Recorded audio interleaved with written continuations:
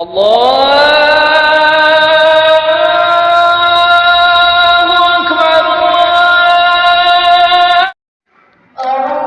بالله من الشيطان الرجيم.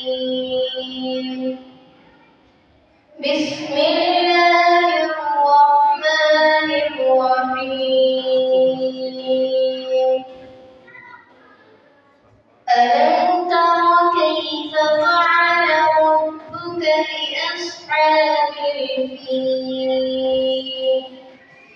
ألم يجعل كيدهم في تضليل وأرسل عليهم طيرا أبابيل ترميهم بحجارة من سجيل وجعلهم كعصف مأكول.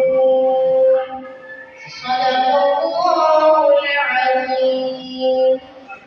आपसे गुजारिश है, कृपया हमारे चैनल को सब्सक्राइब करें, बेल को दबाना न भूलें और लाइक करें, कमेंट करें और शेयर करें।